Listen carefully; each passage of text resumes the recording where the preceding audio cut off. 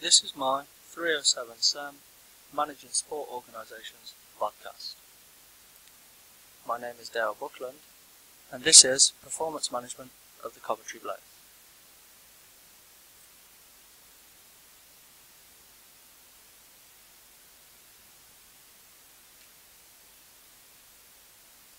According to Dransfield, performance management is a process which is designed to improve organisational, team and individual performance which is owned and driven by line managers. In this case, it is also driven by the head coach.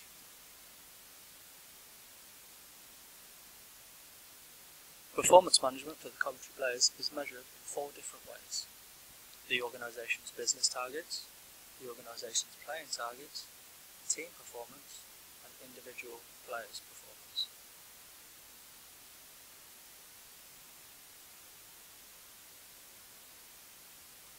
Organisation's business targets.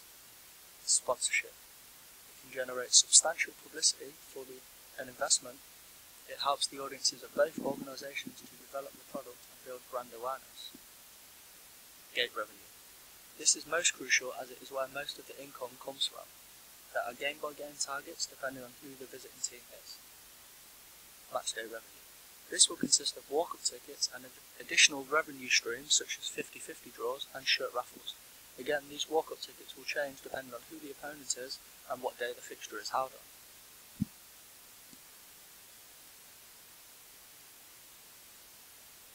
The organisation's playing targets.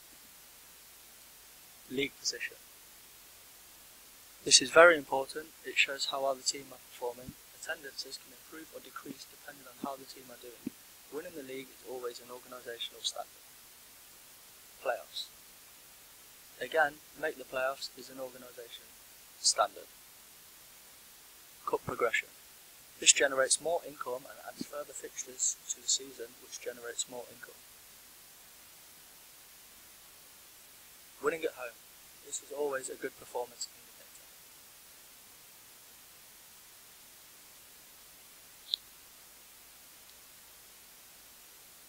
Team performance. Results. It's obvious that teams want to win games and they always want to win more than they lose. Special teams. Having a high percentage in these areas are keys to success. Shots on goal.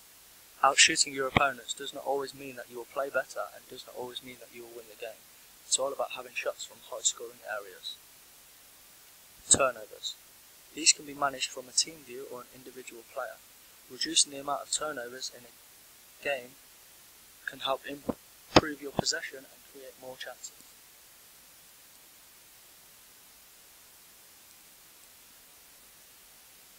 Individual player performance. Goals, assists and overall points. Scoring goals and setting up goals can show how a players perform during the game. Shots. Having shots in doesn't always result in scoring, but it can help show how offensive a player has been in that game. Plus minus. This stat shows how many 5-on-5 goals you are on for or against. Players should always aim for a plus or a neutral. Penalty minutes. Obviously, spending 6 minutes in the box of a 60-minute game isn't ideal, but this stat normally comes along with the role that a player is to execute. A hard-hitting defenceman will usually spend a lot more time in the penalty box than a highly skilled forward. Face-offs.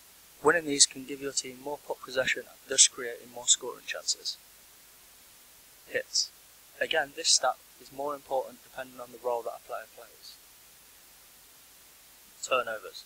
The same applies for what was previously mentioned in team performance.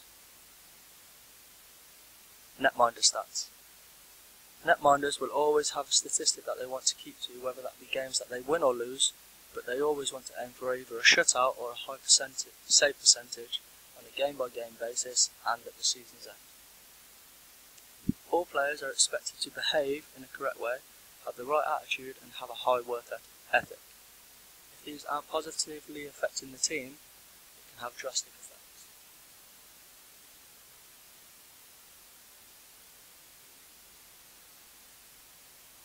Recommendations.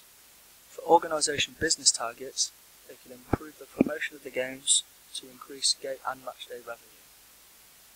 In regards to the playing targets, team performance and individual player performance, I don't think they could be improved much more as they are managed like the rest. They are managed their performance while in accordance with Dransfield's theory. Thank you for listening and watching my podcast. I hope you have enjoyed it.